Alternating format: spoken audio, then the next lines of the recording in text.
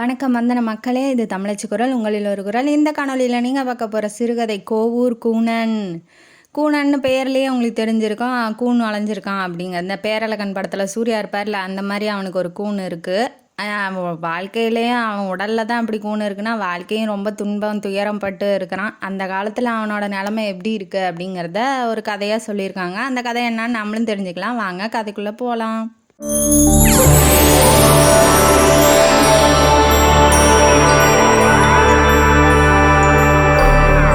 இந்த கதையோட ஆரம்பத்தில் ஜெயிலை காமிக்கிறாங்க. அந்த காலத்தில் ஜெயிலு, அதாவது காஞ்சி நகரில் இருக்கிற ஒரு ஜெயிலை காமிக்கிறாங்க. அந்த ஜெயிலுக்குள்ளே இருக்கிற ஒரு கைதி தான் நம்ம ஹீரோவான கூனன். அவர் பேரே கூனன் தான். அவர் பேர் என்ன ஏதுன்னெலாம் தெரியாது, எங்கேருந்து வந்தாருங்கிறதும் தெரியாது, எது பூர்வீகம் எந்த ஊர் அப்படிங்கிறதும் தெரியாது. ஆனால் அவரோட பேரெல்லாம் அவரோட உடல்நிலை பாதிக்கப்பட்டிருக்கு இல்லையா, அதை வச்சே கூப்பிட்றதுனால அவர் பேரே கூனன் ஆயிடுச்சு. யார் கேட்டாலும் அவர் பேர் கூனன் தான் சொல்லுவாப்புல. இப்போ ஜெயிலில் இருக்கார். அவர் ரொம்ப மூஞ்சி கொஞ்சம் அகோரமாக இருக்கும், அதாவது ரொம்ப அழகாலாம் இருக்க மாட்டார், அகோரமாக இருப்பார். அப்புறம் அடை உடை பாவனை எல்லாமே இறுக்கமாக வச்சுருப்பாப்புல, எதுவும் ஃப்ரீயாலாம் இருக்க மாட்டார். எந்த கேள்வி கேட்டாலும் ஒரு சிரிப்பு ஒரு சிரிப்பாப்புல. அதுலேயே மனுஷனுக்கு டென்ஷன் ஆகும் தான். இருந்தாலும் அவரோட பாடி லாங்குவேஜ் அதுதான். அதை பார்த்த எல்லோரும் என்ன நினைக்கிறாங்க, அந்த ஜெயிலில் இருக்கீங்களாம், இவன் ரொம்ப பெரிய தப்பு பண்ணியிருக்கான், இவன்கிட்ட அதிகம் வச்சுக்கூடாது, நம்ம ஏதாவது சொல்லி அவன் எதாவது பண்ணிட்டா என்ன பண்ணுறது. அதாவது ஒருத்தன் ரவுடி மாதிரி இருப்பான், ஆனால் உலகத்துலேயே அவன் தான் நல்லவனாக இருப்பான். ஒருத்தன் நல்லவன் மாதிரி பால் வடிகிற மாதிரி இருப்பான், ஆனால் அவன் தான் உலகத்தில் இருக்க எல்லா கிரிமினல் வேலையும் செஞ்சுக்கிட்டு இருப்பான். அந்த மாதிரி அவனோட உடல்நிலையும் முகபாவனையும் வச்சு அவன் கெட்டவன், அவன் ஒரு கேடு கெட்டவன், அவன்கிட்ட போகக்கூடாது, இதுங்கெல்லாம் நல்லது பண்ணிட்டு ஜெயிலுக்கு வந்திருக்க மாதிரி அதுங்கெல்லாம் நினச்சிக்கிட்டு இருக்குதுங்க. அங்கே இருக்கிற ஜெயிலில் இருக்க மற்ற கைதிங்கள்லாம் காவல் புரிகிற அந்த காவலாளிங்க கூட அதிகமாக அவன்கிட்ட பேச மாட்டாங்க. அப்படியே அவன் பேசினானும் பதில் சொல்ல மாட்டான். அவன் பாட்டுக்கு அவன் வேலை செஞ்சிகிட்டு இருப்பான். அவனுக்கு நல்லா பீமம் மாதிரி நல்ல உடல் தடகாத்திரமாக இருக்கும். நல்ல திடமான வேலையெல்லாம் கொடுப்பாங்க. அதாவது மரம் வெட்டுறது, கிணறு வெட்டுறது, அப்புறம் பாறையை உடைக்கிறது, அந்த மாதிரி நிறையா கடினமான வேலையெல்லாம் கொடுப்பாங்க. இருந்தாலும் அவன் சிரிச்சுக்கிட்டே செஞ்சுட்டு போயிடுவான். நம்ம வேலை இது, நம்மளுக்குன்னு கடவுள் கொடுத்துட்டான், என்ன பண்ணுறது அப்படிங்கிறது தலையெழுத்து அப்படின்னு சொல்லிட்டு சில பேர் இருப்பாங்க இல்லையா, அந்த மாதிரி அவனும் இருக்கிறான். ஒரு நாள் என்ன பண்ணுறாரு, இவன் வேலை செஞ்சுட்டு அமைதியாக போகிறான். நைட்லாம் தூங்க மாட்டான். அந்த ஜெயில் கம்பி இருக்கும் இல்லையா, அதையே பிடிச்சிக்கிட்டு நின்றுட்டு இருப்பான். அதை கவனித்து அந்த காவலாளிங்களோட தலைவன் என்ன பண்ணுறான், என்ன கூனா ஏன் தூங்க மாட்டேங்கிற அப்படின்னு கேட்குறாப்புல. அவன் எதுவுமே பதில் சொல்ல மாட்டேங்கிறான். ஹின்னு ஒரு சிரிப்பை மட்டும் சிரிக்கிறான். என்னாச்சு உன்ட்ட தான் கேட்டுட்ருக்கேன் செவுடா. அவர் ஒரு 5 அடி டிஸ்டன்ஸில் தான் பேசிகிட்டு இருக்காரு. எனக்கு கிட்ட போனால் ஏதாவது ரியாக்ட் பண்ணுவானோ, இல்லை நம்மளை அடிச்சிருவானோ, நம்ம சண்டை போடுற மாதிரி வந்துருமோ அப்படிங்கிறதுனால பயந்துகிட்டே கொஞ்சம் தள்ளி நின்று பேசுகிறாரு. இருந்தாலும் அவன் ரொம்ப சாப்பிட்டு ரொம்ப அமைதியானவன் கூட. ஆனால் பசி எடுக்கும் போது தான் அவன் ஆக்ரோஷமாக மாறுவான். பசிக்கு சாப்பாடு கிடைக்கணும், இல்லைன்னா அவன் அவ்வளோதான் அப்படிங்கிற மாதிரி அவனோட கேரக்டரு. இப்போ வந்தவர்கிட்ட என்ன ஐயா நான் பண்ணுறது, நான் என்ன சாமி இப்படி நான் இங்கே மாட்டிகிட்ருக்கேன் அந்த ஜெயிலில், நான் எந்த தப்புமே பண்ணல, ஆனாலும் எனக்கு இந்த மாதிரி சிறை தண்டனை கொடுத்துட்டாங்களே, இதெல்லாம் நியாயமா அப்படின்னு சொல்லி அவன் புலம்ப ஆரம்பிக்கிறான் அவன் கதையை. நான் தூங்கியே 1 வருஷம் ஆகுது. அதாவது அவன் நைட்டில் அதிகமாக தூங்குறதில்ல. என்னப்பா சொல்கிறா, சரி இவன் என்ன கதை ரொம்ப அமைதியாக தான் பேசுகிறான், ரொம்பலாம் ஆக்ரோஷமாக இல்லையேன்னு காவல் தலைவனும் என்ன பண்ணுறான், ரொம்ப இன்ட்ரெஸ்டிங்காக கேட்க ஆரம்பிக்கிறான். சரி உன் கதையை தான் சொல்லு, பொழுது போகட்டும் அப்படின்னு சொல்லிட்டு. ஆக்சுவலி கைதிங்கள்கிட்ட பேசவும் கூடாது, அவங்களுக்கு எந்த பொருளும் தரக்கூடாதுங்கிறது தான் அங்கே ரூல்ஸு. பட் ஆனால் அவன் கதை சொல்ல வரான் அப்படிங்கும்போது நம்ம கேட்குறதுல ஒன்றும் தப்பு இல்லையே, சரி சொல்லுன்னு சொல்ல ஆரம்பிக்கிறான். அவனோட கதையை இப்போ தொடங்குறாரு ஆசிரியர். என்னன்னா, இவங்க அம்மா ரொம்ப அழகானவங்க, அப்பா யாருன்னு தெரியாது. அம்மாவுக்கு இன்னொரு பொண்ணு இருக்காங்க, அதாவது கூனனோட அக்கா. அவள் பேர் பவளவள்ளி. அவள் ரொம்ப அழகானவ. இவனுக்கு தான் அக்காவா அப்படிங்கிறது எல்லாத்துக்குமே டவுட்டு தான். ஏன்னா இவன் அகோரமாக இருக்கான். ஆக்சுவலி உடல்நிலையில் பாதிப்பு ஏற்பட்டிருக்கு, அதெல்லாம் அவளுக்கு கிடையாது. அவளை பார்த்த யாருமே இவளுக்கு இவனுக்கு அக்காவா அப்படிங்கிறத யாருமே நம்ப மாட்டாங்க. அந்த மாதிரி அவள் இருப்பாள். இவன் அப்படியே ஆப்போசிட்டாக இருக்கான். இது எப்படின்லாம் தெரியல, ஆனால் அவங்க அம்மா தான் 2 பேத்தையும் வளர்த்திருக்காங்க. அவளுக்கு பாடுறது, டான்ஸ் ஆடுறது, அந்த மாதிரி கலைகள்லாம் கற்றுக் கொடுத்துருக்காங்க அவங்க அம்மா. 2 பேரும் ஒன்றா வளர்றாங்க. அப்போ இவனை வந்து தம்பின்னு சொல்லிட்டு எங்கேயும் கூட்டிகிட்டு போய் அவள்கிட்ட வச்சுக்க மாட்டா. ஏன்னா அவளுக்கு கிடைக்க போகிற வாழ்க்கையும் கெட்டு போயிடுச்சுன்னா, இவன் தம்பி தான்னா பார்க்குறவங்க மாப்பிள்ளை பார்க்க வராங்க, இல்லை பேச வராங்க, இல்லை யார்கிட்டையாவது போய் பேசினா அப்படின்னா பயந்துக்குவாங்க இல்லையா? அதனால இவனை தள்ளி ஒதுக்கியே இருக்கிறான். நம்மளால் எந்த பிரச்சனையும் அக்காவுக்கு வரக்கூடாது அப்படிங்கிறதுனால ஒரு நாள் அவங்க அம்மாவும் இறந்து போயிடுறாங்க. அவங்க அவங்க அம்மாவோட ஃப்ரெண்டு வீட்டில் தான் வளர்கிறாங்க. அவங்க வந்து பவளவல்லிக்கு கல்யாணம் மாப்பிள்ளை தேடுறாங்க. காஞ்சி நகரில் மாப்பிள்ளை இருக்கார், அங்கே தான் போய் கல்யாணம் பண்ணி வைக்கணும்னு பேசிகிட்டு இருக்காங்க. அதை கேட்ட கூனை என்ன பண்ணுறான், சரி நீ போயிட்டு வாக்கா, நானும் அங்கே தான் போகிறேன். ஏன்னா நான் மடத்தில் வேலை செஞ்சுக்கிட்டு இருந்தேன், சாப்பாடு சரியாக போகிறதில்ல. மடத்தில் 50 குடம் தண்ணி இறக்கணுமா, ஆனால் சாப்பாடு கேட்டால் பத்தாமல் ஒரே ஒரு கரண்டி மட்டும் போடுறாங்க, எனக்கு பத்தலை அப்படிங்கிற மாதிரி அவன் நினச்சிக்கிட்டு இருக்கான். செய்கிற வேலைக்கு தகுந்த சாப்பாடு போடணும் இல்லையா, அது கிடைக்கலங்கும் போது அவன் டென்ஷன் ஆகிடுறான். இவளுக்கும் கல்யாணம் ஆகிட்டு காஞ்சி நகருக்கே வந்துடுறாங்க. காஞ்சி நகரில் இருக்க ஒரு மடத்துக்கு தான் அவன் வேலை செஞ்சிகிட்டு இருக்கான். திடீர்னு ஒரு நாள் அக்காவை பார்க்குறான். பார்த்தோன்னே என்னக்கா எப்படி இருக்கா, நல்லா இருக்கியா, உன் ஹஸ்பண்ட் எங்க அப்படின்னு சொல்லி கேட்கும்போது கோயிலுக்கு வந்திருக்கா. அதனால் தூரத்துலேருந்து காமிக்கிறா, தான் என் ஹஸ்பண்டு அப்படின்னு சொல்லிட்டு காமிக்கிறா. சரி ஓகே நான் உன் வீடு வரைக்கும் வரேன் அப்படின்னு சொல்கிறேன். வேணாம் வீட்டுக்குள்ளெல்லாம் வராத, எங்கள் வீட்டுக்காருக்கு பிடிக்காதுங்கிறா. சரி பரவாயில்ல வா அப்படின்னு சொல்லிட்டு பின்னாடியே வீட்டுக்கு முன்னாடி வரைக்கும் வந்துட்டு திரும்ப மடத்துக்கே போயிடுறான். இவன் தண்ணி இறக்காதனால சாப்பாடுக்கும் சரியாக சாப்பிட வேக வைக்கிறதுக்கு அரிசியும் இல்லை, வர்றவங்களுக்கு தண்ணியும் இல்லை. அதாவது அரிசிக்கு வேக வைக்க தண்ணி இல்லை. அதனால் அங்கே இருக்க மடத்தில் இருக்க வேலை செய்கிறவங்களாம் டென்ஷன் ஆகி அவனை பிடிச்சி கத்துறாங்க. இவன் டென்ஷன் ஆகிட்டான், நீ போடுற சோத்துக்கு நான் வந்து இவ்வளோ வேலை செய்கிறது அதிகம் அப்படிங்கிற மாதிரி சொல்லவும் 2 பேத்துக்குள்ளே கை கலப்பாயிருது. அடிச்சிட்றான் இவன், கூனம் போய் அடிச்சிட்றான். அதை பசின்னு வந்துட்டு அவன் சும்மா இருக்க மாட்டான் இல்லையா, கூனனும் போய் அடிச்சிட்றான். அதனால் டென்ஷன் ஆகிட்டு உனக்கு வேலை இல்லை ஒன்றும் இல்லை போடான்னு சொல்லி வெளியில் துரத்தி விட்டுறாங்க. அக்காட்டையும் போக முடியாது, மடத்துக்கும் போக முடியாது. இப்போ சோத்துக்கு என்ன பண்ணுறதுன்னு நடு தெருவில் அல்லாடிக்கிட்டு இருக்கான். அக்கா வீட்டு வாசல் முன்னாடி போய் உக்காந்துக்கிட்டு இருக்கான். தூரத்துலேருந்து அவள் பார்க்குறா. சரி வா அப்படியே பின்னாடி பக்கமாக வான்னு சொல்லி சைகை காமிக்கிறான். இவனும் பின்னாடி பக்கமாக போகிறான். நல்ல வேலை நீ வந்துட்ட, உன்னையே கூப்பிடலான்னு நினச்சேன் அப்படிங்கிற மாதிரி சொல்லவும், ஓ இப்போ இவளுக்கு ஏதாவது நம்ம செய்யணுமோ அப்படிங்கிற மாதிரி இவன் நினச்சிட்டு இருக்கான். என்னக்கா சொல்லுன்னு சொல்லும் போது எங்கள் வீட்டுக்கார்ட்ட ஒருத்தன் வந்து சண்டை நல்ல தம்பி அப்படிங்கிறவன் வந்து சண்டை போட்டுட்ருக்கான். ஏன் அப்படின்னா அரசியல் பிரச்சனை காரணமாக பிரச்சனை வந்துடுச்சு. வியாபாரமாக பார்ட்னர்ஷிப்பில் போட்டுக்கிட்டு வணிக வியாபாரம், அதாவது இந்த தங்கம் வெள்ளி ரத்தனங்கள்லாம் விற்பாங்க இல்லையா, அந்த மாதிரி வியாபாரம் பண்ணிகிட்ருக்காங்க பார்ட்னர்ஷிப்பில். இப்போ அவன் என்ன பண்ணுறான்னா இவளோட அழகை பார்த்துட்டு, அதாவது பவளவல்லியோட அழகை பார்த்துட்டு நீ உன் ஒய்ஃபை வந்து என் கூட அமுச்சு வையே அப்படிங்கிற மாதிரி அவன் கேட்டிருக்கான். அவன் வந்துக்கிட்டு டென்ஷன் ஆகிட்டு 2 பேரும் சண்டை போட்டிருக்காங்க. அந்த விஷயத்த அவன்கிட்ட சொல்லும் போது எங்கள் அக்காவே கேட்குறான் அவன். அதாவது கணேஷ் ஐயர் ஃபேக்ட்ரி மாதிரி ஆயிடுச்சு இது, வடிவேல் காமெடி அப்படிலாம் இல்லை. அவன் டென்ஷன் ஆகி கத்துறான், நான் போய் கொண்டுட்டு வந்துடுறேன் நீ கவலைப்படாத, அவன் இனிமேட்டு உன் வலிக்கே வரமாட்டான் அப்படிங்கிற மாதிரி இவன் சொல்லிகிட்டு இருக்கான். இல்லை அவசரப்படாத, எங்கள் வீட்டுக்கார் ரொம்ப அடிச்செல்லாம் கொள்ளாத, மிரட்டி மட்டும் விடு. நானும் எங்கள் வீட்டுக்காரும் இப்போ வெளியூருக்கு போகிறோம், அதாவது வேறு ஊருக்கு இப்போ காலி பண்ணிட்டு ஊரே காலி பண்ணிட்டு வேறு ஊருக்கு போகிறாங்க. எதனால் அப்படின்னா அவனால் பயத்தினால.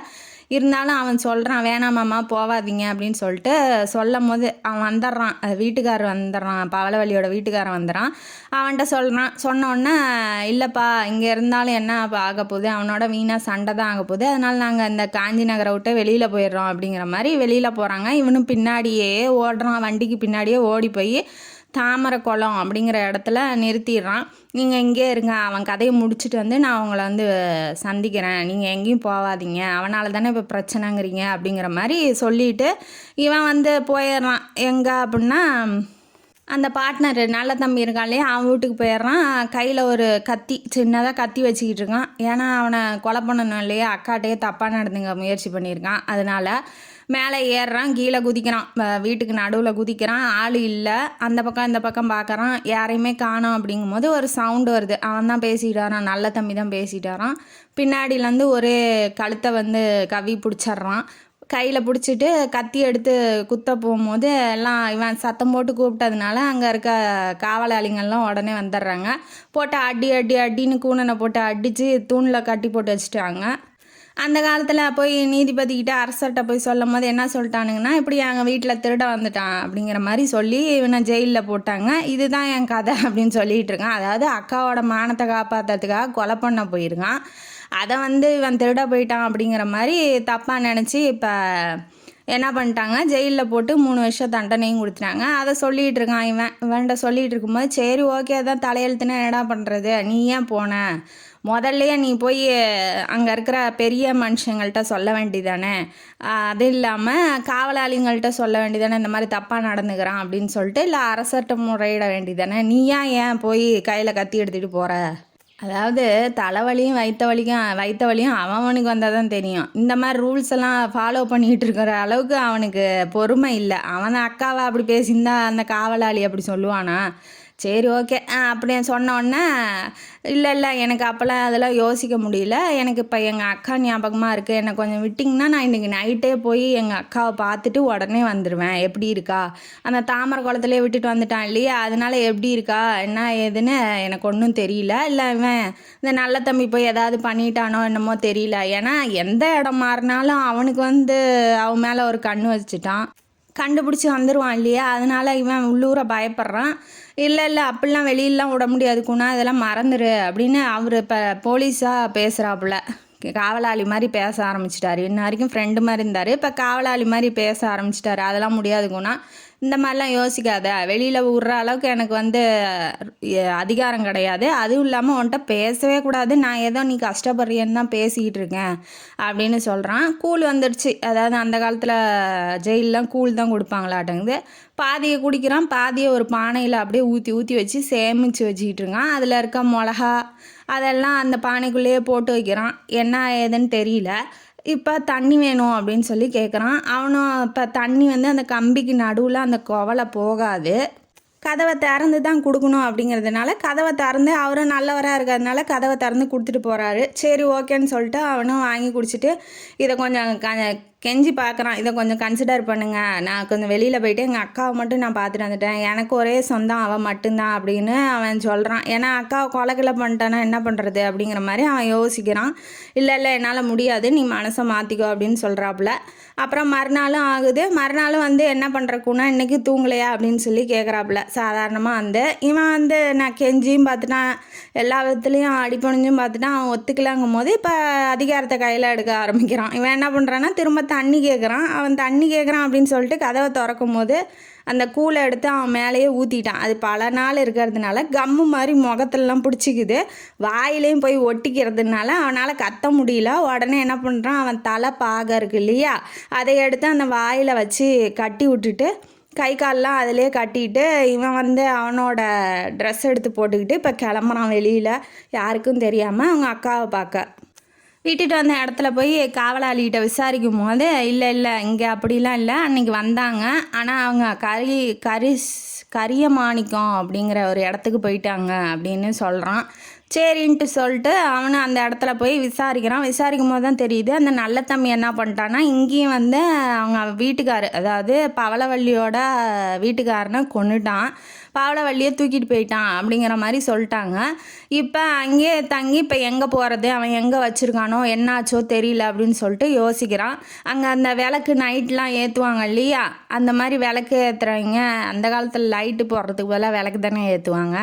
அவன்கிட்ட நின்று பேசிகிட்டு இருக்கான். இந்த மாதிரி இங்கே தூக்கிட்டு போன பொண்ணு எங்கே போனாங்கன்னு உங்களுக்கு தெரியுமா அப்படின்னு கேட்கும்போது, இங்கே ஒரு கோட்டை மாதிரி இருக்குப்பா, பழைய கோட்டை, அங்கே ஏது இருக்காங்களா அப்படின்னு சொல்லிட்டு நீ எதுக்கு ஒரு டைம் செக் பண்ணிக்கோ அப்படின்னு சொல்கிறாப்புல. சாப்பாடும் கொடுக்குறாரு. ஏன்னா நைட்டு ஃபுல்லாக ஓடி வந்திருப்பான், ரொம்ப களைச்சிருப்பான், அதனால் சாப்பாடு கொடுத்துட்டு இவர் கூட்டிகிட்டு போகிறாரு. கரெக்டாக அந்த மாளிகையில் தான் அவங்க அக்கா அடைச்சி வச்சுருக்கான் அந்த நல்ல தம்பி அப்படிங்கிறவன். பேர் நல்ல தம்பி, பண்ணுறதெல்லாம் கேடு கெட்ட செயல், என்ன சொல்கிறது. அப்புறம் உள்ளே போய் அடைச்சி வச்சுட்டானா, இவன் போய் பார்த்துட்டான். இப்பயே போய் அக்காவை தூக்கிட்டு காப்பாற்றணும் அப்படின்னு நினைக்கிறான். இல்லை இப்போ காவலாளிங்கள்லாம் ரொம்ப நிறையா இருக்காங்க, காலையில் 4-5 பேர்த்த கூட்டிகிட்டு உங்கள் அக்காவை காப்பாற்றலாம் அப்படிங்கிற மாதிரி அவன் சொல்கிறான். மறுநாள் காப்பாற்றலாம், அவங்க அக்காவை காப்பாற்றலான்னு போகும்போது ஜெயிலேருந்து தப்பிச்சு வந்தான் இல்லையா, அந்த காவலாளிகள் திரும்பவும் ஜெயிலில் பிடிச்சி போட்டாங்க. இந்த வாட்டி என்ன பண்ணுறான், தப்பிக்க முயற்சி பண்ணி 10-15 வருஷம் ஜெயிலே இருக்கான். அவனால் வெளியில் வரவே முடியல, அவனுக்கும் வயசாயிருச்சு. அங்கே பூபதி அப்படிங்கிற ஒரு காவல் தலைவன் இருக்கான். அவன் நல்லபடியாக பேசுவான். நான் எழுதி போடுறேன் உனக்கு, சீக்கிரமாக வந்து விடுதலை கிடைக்கிற மாதிரி அப்படின்னு சொல்கிறான். சரி ஓகே, அவன் நல்லவனாக இருக்கிறதுனால கூணனும் நல்லவனாக ஆக ஆரம்பிச்சிட்டான். அதனால் விடுதலை அடையும் போது தன்னோட வீட்டுக்கே கூட்டிகிட்டு போகிறாப்புல. வீட்டில் வந்து அவளுக்கு ஒரு மக இருக்கா. அவள் பேர் நீலவள்ளி. அவள் பேர் நீலான்னு கூப்பிடுவாங்க. அவளை பார்த்தோன்னே கூணனுக்கு ஆசை வந்துருச்சு. அதாவது அவளுக்கு வயசு பாதி வயசு தான், அவன் வயசை விட பாதி வயசு தான். ஆனால் இருந்தாலும் ஒரு பெண் பார்த்தோன்னா ரொம்ப அழகாக அட்ராக்ட் பண்ணுற மாதிரி இருக்கா இல்லையா? அதனால் அவனும் ஒரு ஆண்மகன் தானே, அவனு என்ன பண்ணுறான், ஆசைப்படுறான். இருந்தாலும் இது தப்பு, அவர் நல்லவர், அவருக்கு துரோகம் பண்ணக்கூடாது, நம்ம ஆசையெல்லாம் கட்டுப்படுத்தி வச்சுக்கணும் அப்படிங்கிற மாதிரி நினச்சிட்டு இருக்கான். கூணன்ட்டையும் நீலா வந்து ரொம்ப நல்லா பேசுவா. அதனால் வீட்டுக்கே கூட்டிகிட்டு வந்துட சொல்லிடுறா. இவனும் வீட்டுக்கு போகிறான். போனோடனே இருக்கிற வேலை, அந்த விறகு பழக்கிறது, தண்ணி எடுத்து ஊற்றுறது, அதே வேலையை செஞ்சிட்டு இருக்கும்போது இவன் நல்லபடியாக பேசுவா. ஒரு நாளைக்கு நாடகத்துக்கு போகலான்னு கூப்பிட்றா. அப்பாட்ட போய் பர்மிஷன் வாங்கிட்டு வரான். மெதுவாக கூட்டிகிட்டு போகிறான். நாடகத்துலேருந்து பாதியிலேயே கூட்டிகிட்டு வந்துடுறான். என்ன ஏதுன்னு கேட்டால் அவன் எதுவுமே பதில் சொல்ல மாட்டேங்கிறான். ஏன்னா அவங்க அப்பா சொல்லியிருப்பார், போய் பார்த்துட்டு உடனே வந்துடுங்க திரும்பி அப்படின்னு சொல்லியிருப்பார். அதனால் சீக்கிரமாக பத்திரமா கூட்டிகிட்டு போகணுமே அப்படிங்கிறதுனால கூட்டிகிட்டு வந்துகிட்டு இருக்கா. இவன் என்ன பண்ணுறா, பேசும்போது அவன் கையை பிடிச்சி பேசுகிறதும் அவன் மேலே சாயறதும் அந்த மாதிரி இருக்கிறதுனால இவன் ஆல்ரெடி அவன் மேலே ஆசைப்பட்றான். ஆனால் அவள் இப்படி நடந்துக்கிறதுனால இவனோட ஆசை இன்னும் கொஞ்சம் துளிர் விடுது. இவன் தன்னோட மனசில் இருக்கிறத அவள்கிட்ட சொல்லலாமா அப்படின்னு நினைக்கிறான். பட் ஆனால் அவனோட அந்த விசுவாசங்கிறது தடுக்குது. இப்போ இவன் என்ன பண்ணுறான்னா, ஆற்று வெளியில் நிறுத்திட்டு கொஞ்ச நேரம் இங்கே உக்காந்துட்டு போகலான்னு சொல்கிறா. இவன் போய் குதிரையை கட்டிட்டு வர்றதுக்குள்ளே இவன் என்ன பண்ணுறான், அந்த நீலா என்ன பண்ணுறான்னா இன்னொரு பையனோட போய் அந்த பக்கமாக போய் மறைஞ்சிட்றா. இதை பார்த்து அவனுக்கு வந்து டென்ஷன் ஆகுது. என்னமோ இவங்க 2 பேரும் உயிருக்கு உயிராக காதலித்து அவன் ஏமாத்துற மாதிரியும் இவன் நினச்சிக்கிட்டு இருக்கான். உடனே கத்துன்னு கத்துறான். நீலான்னு கத்தும் போது இவன் கொஞ்சம் ட்ரெஸ் எல்லாம் சரி பண்ணிட்டு வெளியில் வரா. அதை பார்த்தோன்னா அவன் டென்ஷன் ஆகிட்டான். என்ன பண்ணிட்டு வர, அவன் யார் அப்படின்னு சொல்லி போக அந்த வண்டியில் போக கேட்குறான். அதெல்லாம் உனக்கு தேவையில்லாது அப்படின்னு சொல்லி சொல்கிறா. இல்லை நீ போய் சொல்கிற, அந்த பையன் யார், நான் உன்னோட பார்த்தேன், அவன் யாருன்னு சொல்கிறியா இல்லையா, அப்பா என்ன நினைப்பாரு. இவன் அழுக ஆரம்பிக்கிறா. அப்பாட்ட சொல்ல போறியா அப்படின்னு சொல்லி அழுக ஆரம்பிக்கிறா. இவன் போய் கண்ணை துடைக்கிறாங்கிற பேரில் அந்த பிள்ளைய வந்து ஹக் பண்ணிடுறான். ஹக் பண்ணோன்னே இவ விலக்கி விட்டோன்னா டென்ஷன் ஆகிட்டு, நீ வந்து அப்பாட்ட சொன்னீன்னா நான் இதை சொல்லுவேன், நீ வந்து என்னை கட்டி பிடிச்சதா, நீ என்கிட்ட தப்பான பார்வையில் நீ பார்க்கறது, அந்த பொண்ணுக்கு முன்னாடியே தெரிஞ்சே எல்லாம் பண்ணுது, அவன் எப்படி பார்க்குறான், அதான் ஒரு பெண் வந்து ஆம்பளை எப்படி பார்க்குறான் அப்படிங்கிறத பார்வையிலே கண்டுபிடிச்சிருவா இல்லையா. அந்த மாதிரி இவ வேணுன்னே அவனை வந்து யூஸ் பண்ணிகிட்டு இருக்கா.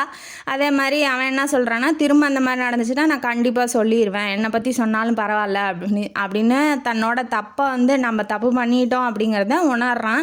இனிமேட்டு அந்த தப்பு பண்ணக்கூடாது அப்படின்னு நினைக்கிறான். வீட்டில் கொண்டு போய் விடுறான். இவர் என்ன பண்ணுறாரு, அக்காவை பார்க்கணும் அப்படின்னு சொல்லியிருப்பான். யார், இவன் கூனா வந்து சொல்லியிருப்பான். அதனால் அவரை பற்றின டீட்டெயில்ஸ்லாம் ஒற்றர்கள் மூலமாக கண்டுபிடிச்சி சொல்கிறேன், அதுக்கப்புறம் நீ இங்கேருந்து போ அப்படின்னு சொல்லியிருப்பார். அதனால் இவன் வந்து அமைதியாக இருக்கான் வீட்டில். அதுக்கப்புறம் வீட்டில் வேலை செஞ்சிட்டு இருக்கும்போது அந்த பையன் திரும்ப வந்துடுறான். இந்த தடவை இவன் என்ன பண்ணுறான்னா, கையங்காலமாக பிடிக்கலான்னு போய் பிடிக்கும் போது அவன் தப்பிச்சு ஓடும் போது மூக்கிலேயே குத்திடுறான். ரத்தம் பொலன்னு ஊற்றுது. திரும்ப பிடிக்கலான்னு போகும்போது அவன் தப்பிச்சு ஓடிடுறான். இந்த மாதிரி இன்னொரு தடவை நடந்துச்சுன்னா நான் கண்டிப்பாக அவங்க அப்பாட்ட சொல்லிடுவேன். அவங்க அப்பா அவனுக்கு மாப்பிள்ளை பார்த்துட்ருக்காருல, அந்த மாப்பிள்ளையை வந்து நீ காதலிக்கிறத பாரு, எவனே தெரில, அவன் பின்னாடி ஏன் போயிட்டுருக்கா அப்படின்னு சொல்லி மிரட்டுறாப்புல. நீ சொல்லக்கூடாது அப்படின்னு சொல்லி அந்த பிள்ளையும் சொல்லுது. மாப்பிள்ளை பார்த்துட்டேன், சீக்கிரமாக வந்து கல்யாணம் பண்ணிக்கலாம், அடுத்த வாரமே வந்து இப்போ மாப்பிள்ளை பார்க்கறதுக்காக நான் வெளியூர் போகிறேன் அப்படின்னு சொல்லி சொல்கிறாப்புல இவர் நீலவள்ளியோட அப்பா. கூணனும் என்ன சொல்கிறான், இந்த மேட்ரு வந்து அவருக்கு தெரியாது இல்லையா, இவன் லவ் பண்ணுறது, இந்த மாதிரி ஒரு பையனோட அப்படி இப்படி இருக்கிறது அப்படிலாம் அவளுக்கு அதாவது அவங்க அப்பாவுக்கு தெரியாது இல்லையா. அதனால் இவனும் என்ன சொல்கிறான், சீக்கிரமாக கல்யாணம் பண்ணி வச்சுருங்க அப்படிங்கிற மாதிரி அவனும் சொல்லி விட்றான். இப்போ வந்து அவனை பற்றின தகவல், அவங்க அக்காவை பற்றின தகவல் கிடச்சிருச்சு அப்படிங்கிறதுனால இவன் என்ன பண்ணுறான்னா, நீ வந்து ஒரு வணிகன் வேஷத்தில் சாளுக்கிய நாட்டுக்கு போ, அங்கே தான் அவங்க அக்கா இருக்கலாம். ஏன்னா அவன் என்ன பண்ணிட்டான்னா, நல்ல தம்பி சாளுக்கிய நாட்டுக்கு கூட்டிகிட்டு போய் அங்கேயே குடி வச்சுட்டான். இப்போ வந்து வெளியில் வர முடியாமல் அவங்க அக்கா அங்கேயே இருக்கா. பட் ஆனால் நல்ல தம்பியை பிடிச்சி ஜெயிலில் போட்டாங்க. இப்போ நீ பார்க்கணும் அப்படின்னா அது எதிரி நாடு மாதிரி, இவங்க பல்லவ நாட்டில் இருக்காங்க. அது எதிரி நாடு மாதிரி. இப்போ போகணும் அப்படின்னா ஒரு வணிக வேஷத்தை போட்டுக்கிட்டு போ அப்படின்னு பூபதி வந்து சொல்கிறாப்புல. நான் எதுக்கும் ஒரு தடவை நல்ல தம்பியை பார்த்துட்றேன் அப்படின்னு சொல்லிட்டு, நீ வெயிட் பண்ணு, நான் பேசிகிட்டு இருக்கேன் அவன்கிட்ட உங்கள் அக்காவை பற்றி, அதை நீ கேட்டுக்கிட்டு அப்புறமா போ அப்படின்னு சொல்கிறாப்புல.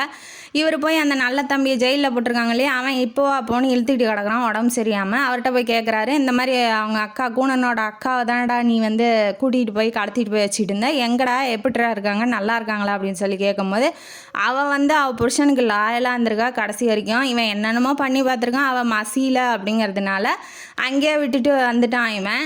அதுக்கப்புறம் அவன் என்ன பண்ணுறா, அந்த கோயிலெலாம் போய் டான்ஸ் ஆடுறது பாட்டு பாடுறதெல்லாம் ஒரு வேலையாக செஞ்சுட்டு இருந்திருக்கான். அங்கேயும் அந்த அழகு ஆபத்தானது இல்லையா, அங்கேயும் வந்து அந்த ஆம்பளை பசங்கள்லாம் தொந்தரவு பண்ணுறதுனால மொட்டை அடிச்சுட்டு சன்னியாசியாக போயிட்டா. இப்போ அவன் வந்து ஒரு புத்த மடத்தில் சன்னியாசியாக இருக்கா அப்படிங்கிற மாதிரி, புத்த மடமாக சமண மடம்னு நினைக்கிறேன், அங்கே வந்து சன்னியாசியாக இருக்கா அப்படின்னு சொல்லிடுறான். அது இல்லாமல் சாளுக்கிய மன்னன் வந்து எப்போ வேணாலும் படையெடுக்க வருவான், அடுத்த வாரத்துலேயே வரப்போகிறான் அப்படின்னு அந்த மேட்டரையும் சொல்லிடுறதுனால இவர் என்ன பண்ணுறாருன்னா, இதை உடனே போய் அரசர்கிட்ட சொல்லணும், அதனால் நீயும் கிளம்பு நானும் கிளம்புறேன், நான் அரசர்கிட்ட போகிறேன், நீ சாளுக்கிய நாட்டுக்கு போ அப்படின்னு சொல்லிட்டு 2 பேருமே கிளம்புறாங்க. சாளுக்கிய நாட்டுக்கு எப்படியோ உள்ளே போயிட்டான். சுற்றி முற்றி பார்க்குறான், இந்த மாதிரி விசாரிக்கிறான் அக்காவை பற்றியும், அக்காவை எப்படி இருக்கா அப்படிங்கிறத பற்றியும் விசாரிக்கிறான். ஒரு பொண்ணு அங்கேருந்து வரா, வந்தோடனே அவங்கள கூப்பிட்றாங்க அப்படின்னு சொல்லிட்டு ஒரு வீட்டுக்குள்ளே கூட்டிகிட்டு போகிறா. அங்கே ஒரு பெண் வந்து ஒரு குழந்தையோட நிற்கிறா. நீங்கள் தானே மாமா அப்படின்னு சொல்கிறா. அதாவது அக்காவோட பொண்ணு பெருசாகி அந்த பொண்ணுக்கு ஒரு குழந்தை இருக்குது. ஒரு அவளோட வீட்டுக்காரரை, அவள் பேர் பூமா, அவளோட வீட்டுக்காரரை அறிமுகப்படுத்தி வைக்கிறான். இவனுக்கு ஒரே ஷாக்கு. சரி அக்கா எங்க அப்படின்னு சொல்லி கேட்கும்போது அவங்க இறந்து போயிட்டாங்க அப்படின்னு சொல்லிடுறா. இப்போ இவன் இந்த நாட்டுக்கு வரணும், அங்கே போய் மாட்டிக்கிட்டான், போர் வேறு வரப்போதான். இப்போ இவங்க 2 பேரும் இந்த நாட்டை விட்டு வருவாங்களா அப்படின்னு சொல்லி கேட்கும்போது, நாங்கள் கண்டிப்பாக வரோம், இங்கே இருக்க எங்களுக்கே பிடிக்கல அப்படின்னு சொல்லிட்டு இவங்களை இப்போ வெளியில் கூட்டிகிட்டு போனோம் அப்படின்னா சாளுக்கிய ஒற்றர்களை சமாளிக்கணும். இப்போ அவங்க கண்டுபிடிச்சிட்றாங்க கூனனை. நீ வந்து என்னோட போர் யுக்திக்கெலாம் பயன்படுற மாதிரி நீ போய் அந்த உள்நாட்டில் போய் அங்கே என்னென்ன நடக்குது அப்படிங்கிறத எங்களுக்கு தெரிவிக்கணும், இல்லைன்னா உங்கள் அக்கா பொண்ணையும் அவன் வீட்டுக்காரனையும் கொன்றுவான். ஒருத்தனுக்கு சனியை முடிச்சிட்டா எங்கெங்கே எப்படிலாம் வருது பாருங்கள். அவன் வாழ்க்கையே ஃபுல்லாக ஒன்றுமே இல்லாமல் ஆயிடுச்சு. இப்போ என்ன பண்ணுறான், சரி ஓகே நீங்கள் சொல்கிற மாதிரியே நடந்துக்கிறேன், ஆனால் எங்கள் அக்கா பொண்ணையும் அவன் வீட்டுக்காரனையும் எதுவும் பண்ணக்கூடாது அப்படின்னு சொல்கிறான். போருக்கெல்லாம் தயாராகி கரெக்டாக வர்றாங்க. காஞ்சி நாட்டை, அதாவது பல்லவ நாட்டை முற்றுகையிட வந்துகிட்டு இருக்காங்க. இப்போ வந்து என்ன பண்ணுறான்னா, கூனை நீங்கள் வந்து எங்கேயாவது தப்பிச்சு போயிருங்க, இங்கே இருந்தீங்கன்னா போரில் தேவையில்லாமல் சிக்கி சின்னாபின்ன ஆயிடுவீங்க, நீங்கள் கிளம்புங்க, நான் போய் அந்த நாட்டில் என்னென்ன நடக்குதுங்கிறத இங்கே சொல்லணும், அப்படி இல்லைன்னா உங்களை கொன்றுவாங்க, அதனால் நீங்கள் வேறு நாட்டுக்கோ இல்லை எங்கேயோ தப்பிச்சு போயிருங்க, உங்கள் உயிரை காப்பாற்றிக்கோங்க, இல்லைன்னா காஞ்சி அதாவது பல்லவ நாட்டுக்குள்ளேயோ நீங்கள் போயிருங்க அப்படின்னு சொல்கிறான். அந்த ஒற்றர் படை தலைவன் வந்து பல்லவ நாட்டுக்குள்ளே கூனனை உள்ளே விடுறான். கூனை என்ன பண்ணுறான், தாய்நாட்டு உணர்வு அவனுக்கு அதிகம், நம்ம பிறந்த மண்ணை நம்ம காட்டி கொடுக்கக்கூடாது, யார் செத்தாலும் பரவாயில்ல அப்படின்னு சொல்லிட்டு இவன் என்னென்ன இந்த சாளுக்கிய மண்ணை எங்கெங்கே படை வச்சுருக்கான், எங்கெங்கே அதிகமாக இருக்காங்க, எப்படி வரப்போகிறாங்க அப்படிங்கிற எல்லா மேட்டரையும் பல்லவ நாட்டில் போட்டு கொடுத்துட்றான். அவனுங்க கரெக்டாக போர் புரிஞ்சு எல்லாத்தையும் பீட் பண்ணிட்டானுங்க. இப்போ தலை தெறிக்க சாளுக்கிய வீரர்கள்லாம் ஓடுறாங்க. எப்படியோ நாட்டை காப்பாற்றிட்டோம் அப்படிங்கிறதுனால கூனனுக்கு அரசரே கூப்பிட்டு பாராட்டுறாப்புல. அடுத்தது என்ன பண்ணணும், தப்பிச்சு ஓடுனீங்களே எங்கன்னு போய் தேடணும் இல்லையா. அவன் என்ன பண்ணியிருக்கான்னா, அந்த மழை ரொம்ப நல்லா பேஞ்சிகிட்டு இருந்திருக்கும். இவன் என்ன பண்ணியிருக்கான், தப்பிச்சு ஓடும் போது ஏதோ ஒரு பாதாள, அதாவது புதக்குழி மாதிரி இருக்கும் இல்லையா, அதில் போய் சிக்கியிருக்கான். இவன் சிக்கினோன்னா இவளும் ரொம்ப நேரமாக நின்றுட்டு இருந்திருக்கா. ஆனால் அவன் திரும்பியே வரல. ஒரு 3 நாள் கழித்து அவன் பணம் தான் கிடச்சிச்சு அப்படிங்கிறதுனால பூமாவோட வீட்டுக்காரனும் செத்து போயிட்டான். இவங்க அம்மா மாதிரியே ரொம்ப அழகாக இருக்கிறதுனால அழகு எங்கே போனாலும் ஆபத்து தானே. ஒரு தாவில் குழந்தைய வச்சுக்கிட்டு இருக்கிறா. அங்கே வந்து ஒருத்தன் நல்லா செல்வந்தான் என்ன பண்ணுறான், பின்னாடியே பெருந்தேவன் அவன் பேர், அவள் பின்னாடியே போய் அவள்கிட்ட தப்பாக நடந்துக்கிறதுக்காக முயற்சி பண்ணியிருக்கா. ஒரு வயசானவர்கிட்ட தான் இருக்கா. இவளும் கோயிலில் போய் பரதம் இசைக்கலையெல்லாம் கற்றுக் கொடுத்துட்டு இருக்கா. இப்போ அவன் நைட்டு உள்ளே வந்துட்டு அவன் எதுக்கு வந்தான் ஏன் வந்தான்னு அவளுக்கு தெரியுது. இவன் நல்லா இது சமயம் இதை புத்தியை யூஸ் பண்ணி என்ன பண்ணுறான்னா தூங்கிட்டு இருந்த அந்த பையனை தூக்கிட்டு வந்து வச்சுக்கிட்டா. இதை பாரு பெரிய மனுஷர் வந்திருக்காரு வணக்கம் சொல்லு அப்படின்னு சொல்லவும் இவன்ட்டெல்லாம் ஏன் காமிக்கிறான், இங்கே வந்தது தெரிஞ்சால் என் மான மரியாதையெல்லாம் போயிடும். எது நீ வந்தது மான மரியாதை இல்லை, அந்த பையன் பார்த்து போய் சொன்னால் உனக்கு மான மரியாதை போயிருமா, அப்படி பார்க்குறவன் எதுக்கு இவள்கிட்ட வரான் அப்படின்னு தான் நமக்கு கேள்வி வருது. என்ன பண்ணுறான், சரி இவளை நம்மளை அவமானப்படுத்திட்டா இவளை எப்படியாவது பழி வாங்கணும்னு மனசில் நினச்சிட்டு அந்த பெருந்தேவன்கிறது பெருந்தேவன் அப்படிங்கிறவன் போயிடுறான். நாட்டில் ஃபுல்லாக வறட்சி ஆயிடுச்சு. ஒரு வருஷமாகவே மழை பெய்யாமல் இருக்குது. ஒரு வருஷ காலமாக இவன் வந்து இவளை தேடிக்கிட்டே இருக்கான். கடைசியில் கூனை தேடிக்கிட்டே இருக்கான். கடைசியில் என்ன பண்ணுறாங்கன்னா ஏரியெலாம் தூர்வாரலாம், ஏரியை பராமரிக்கலாம், அந்த மாதிரி யார் தலைவராக இருக்கணும் அப்படிங்கிறத குடவோலை மூலயமா ஓலையை போடுறாங்க. அதில் வந்து ஒரு பையன்தான் வந்து எடுக்கணும் இல்லையா. பூமாவோட பையன் போய் எடுக்கலான்னு போகும்போது உங்கள் அப்பா பேர் என்ன, இவரோட பையன்தான் எடுத்தான் அப்படிங்கிறத ரிஜிஸ்டர் பண்ணோம், அப்பா பேர் சொல்லு. அவள் அவங்க அப்பாவை பற்றி எந்த விதமான தகவலும் சொல்ல வேணான்னு நினைக்கிறா. ஆனால் கூனை வந்து கரெக்டாக வந்துடுறான், நான் தான் அவங்க அப்பா அப்படின்னு சொல்கிறான். சொன்னோடனே அவனுக்கு ஷாக்கு, பெருந்தேவனுக்கு இப்படி ஒருத்தன் இவளோட புருஷனானாலும் நம்பவே முடியல அப்படிங்கிற மாதிரி. வீட்டுக்கு ஒருத்தர் வந்து வேலை செய்யணும் அப்படிங்கிறதுனால திரும்ப போய் அவளை அவமானப்படுத்தலாம், வேலை செய்ய வருவாள்ல அவளை வந்து அங்கமாக ரசிக்கலாம் அப்படின்னு அந்த பெருந்தேவன் நினச்சிட்டு இருக்கான். இப்போ அவளோட வீட்டுக்கு போகிறான், பூமா வீட்டுக்கு போயிட்டு இப்படி வேலை செய்ய வரணும் ஏரிக்கு அப்படிங்கும்போது இந்த வீட்டிலேருந்து யார் வரா அப்படின்னு சொல்லி கேட்குறாங்க. இந்த வீட்டிலேருந்து நான் இல்லைன்னா என் பையன்தான் வரணும் அப்படின்னு சொல்லும்போது கூனை வந்து நான் வேலை செய்கிறேன் அப்படின்னு சொல்கிறான். ஆனால் அவன் வேலைக்கு போவேணான்னு சொல்லிட்டு பூமா சொல்லிடுறா. ஏன்னா ஒரு வீட்டில் இருக்க உரிமையாளர் தான் போகணும், உண்மையிலே இவங்க புருஷன் பொண்டாட்டி இல்லையா, அதனால் நீங்கள் எங்களுக்காக எதுவும் செய்ய வேண்டாம் அப்படின்னு சொல்லியிருப்பா. அதனால் அவன் வேலைக்கு போக மாட்டான். இதனால் டென்ஷனான பெருந்தேவன் என்ன பண்ணுறான்னா வந்து திட்டுறான் கூனனை, நீ வந்து ஊருக்காக ஒரு வேலை கூட செய்ய மாட்டேங்கிற, இந்த மாதிரி அவன் புருஷன் சொல்லிகிட்டு இருக்க அப்படின்னு சொல்கிறான். ஊர் மக்கள்லாம் வேலை செய்யும் போது இவன் மட்டும் போய் தனியாக உட்காந்துட்ருக்கான், இவனை இந்த ஊர்லேயே வைக்கக்கூடாது அப்படின்னு சொல்லிட்டு அந்த பெருந்தேவன் வந்து இருக்கிற வன்மத்தெல்லாம் கூனை மேலே காக்கிறான். உடனே இவ வீட்டுக்குள்ளே சேர்ந்தாலும் இவளையும் ஊரை விட்டு ஒதுக்கி வைக்கணும் அப்படிங்கிற மாதிரி ஊர் மக்கள்கிட்டலாம் இவன் பேச ஆரம்பிச்சிட்டான். அவன் செல்வந்தன், அவன் வந்து அப்பப்போ உதவி செய்வான், நெல் கொடுப்பான், விதைக்க அதை சும்மாலாம் தரமாட்டான், காசு வாங்கிட்டு தான் தருவான். இருந்தாலும் அவனை யாரும் பகைச்சிக்கிறதுக்கு விரும்பலை அப்படிங்கிறதுனால கூனனை யாருமே சேர்த்திக்கல. மழை வேற வறண்ட பூமியாக இருந்துச்சுல, இப்போ மழை நல்லா பெய்ய ஆரம்பிக்குது. அவன் வந்து மழையிலையும் இதுலேயும் கஷ்டப்படுறான், சாப்பாடு இல்லாமல் ரொம்ப, அவன் வயசாயிடுச்சு இல்லையா, அவன் ரொம்ப கஷ்டப்படுறான். அதுக்கப்புறம் என்ன ஆகுது, அந்த ஏரி தூர்வாரி வச்சுருந்தாங்க இல்லையா, அப்போ வந்து ஒரு தடுப்பு மாதிரி வைக்கணும், அதான் இல்லை அப்படின்னா ஏரி வந்து கரை உடச்சிக்கிட்டு தண்ணியெலாம் வேஸ்ட்டாக போயிடும் அப்படிங்கிறது அந்த மக்களுக்கு தெரிய ஆரம்பிச்சிருச்சு. ஏன்னா ரொம்ப நிறையா மழை பெய்ய ஆரம்பிக்குது. இப்போ அந்த தடுப்புக்கு என்ன பண்ணுறது அப்படின்னு எல்லாம் யோசிச்சுட்டு இருக்கும்போது அங்கே போய் ஏரி கரையில் போய் பார்க்குறாங்க. கூனை என்ன பண்ணியிருக்கான்னா பெரிய பாறையாக உருட்டிக்கிட்டு வந்து அந்த கரையை மாதிரி தடுத்து வச்சுட்டு அப்படியே உக்காந்துட்டு இருக்கான். கிட்ட போய் எல்லாரும் மக்கள்லாம் பார்க்குறாங்க, இவனையா ஒதுக்கி வச்சோம், இவன் நல்லது தானே பண்ணியிருக்கான், நம்மளுக்கு நல்லது பண்ணவனையா நம்ம வந்து ஒதுக்கி வச்சோம் அப்படின்னு, அதான் நல்லவனை தானே நாசம் பண்ணுவாங்க அப்படிங்கிற மாதிரி ஆகுது. எல்லாம் போய் பார்க்கும்போது இவன் அப்படியே உக்காந்த மேனிக்கே இறந்துடுறான். கடைசி வரைக்குமே நல்லது மட்டுமே நினச்சிக்கிட்டு இருந்தவன் இப்போ இறந்து கிடக்கிறான் அப்படிங்கிறத பார்க்கும்போது நமக்கே கஷ்டமாக இருக்குது. பூமா வந்து அழுகிறா, இப்படி என்னோட புருஷன்லாம் இல்லை, அவர் என்னோட அம்மாவோட தம்பி, அவர் மாமா முறையாவது என்னை காப்பாற்றணும், என் மானம் போயிடக்கூடாது அப்படிங்கிறதுக்காக அப்பான்னு சொன்னார் ஒழிஞ்சு அவர் அப்பா இல்லை, எனக்காக எவ்வளோ பண்ணியிருக்காரு, எங்கள் அம்மாவுக்காக எவ்வளோ பண்ணியிருக்காரு, ஆனால் நான் இப்படி இறக்க விட்டுட்டேனே, நான்லாம் மனுஷியா அப்படின்னு சொல்லிட்டு அடிச்சுக்கிட்டு அழுகுறா. அவளால் வேற ஒன்றும் பண்ண முடியல. ஊர் ஜனங்களும் அப்படி தான் நினைக்கிறாங்க, இவனை போய் தப்பாக நினச்சிட்டோமே, இப்போ இவன் இல்லைன்னா அந்த ஏரி தண்ணியே இல்லையே அப்படின்னு சொல்லிட்டு எல்லாரும் கூனனை பற்றின நினப்போட இந்த கதை வந்து முடியுது. இந்த கதையிலேருந்து நமக்கு என்ன தெரியுது, அந்த காலத்தில் தன்னாலும் இல்லாமல் இப்போ பிறர்னாலும் நம்மளோட உறவினர்கள்னாலும் பற்றி நினச்சிருக்காங்க. பட் ஆனால் கொஞ்சம் சுயநலங்கிறதும் நல்லது தான் அப்படிங்கிறது இந்த கதை மூலயமா நமக்கு தெரியுது. ஏன்னா கூனை வந்து கடைசி வரைக்கும் அவனுக்காக வாழவே இல்லையே, அவன் சரியாக சாப்பாடு கூட அவனால் சாப்பிட முடியாமல் இறந்து போயிட்டான். ரொம்ப விரும்பினது அவன் சாப்பாடை மட்டும்தான், அதுவே கடைசி வரைக்கும் கிடைக்காம உடல்ல தான் கூணத்தை வச்சான் கடவுள் அப்படின்னா அவன் வாழ்க்கையுமே கூணமாக ஆயிடுச்சு. ஏன்னா அவன் வாழ்க்கையில் இன்பங்கிறதே கிடைக்கவே இல்லை. அவன் ஏன்டா வாழ்ந்தோன்னே வாழ்ந்துட்டு போயிட்டான். அந்த மாதிரி கொஞ்சம் நமக்குன்னு சுயநலத்தோட கொஞ்சம் வாழுங்க, அதில் ஒன்றும் தப்பு இல்லை அப்படிங்கிறது இந்த கதையோட கருத்து. இந்த கதையும் காணொலி உங்களுக்கு பிடிச்சிருந்தா லைக் பண்ணுங்கள், ஷேர் பண்ணுங்கள், சப்ஸ்கிரைப் பண்ணுங்கள், கமெண்ட் பாக்ஸில் கமெண்ட் பண்ணுங்கள். நன்றி மக்களே.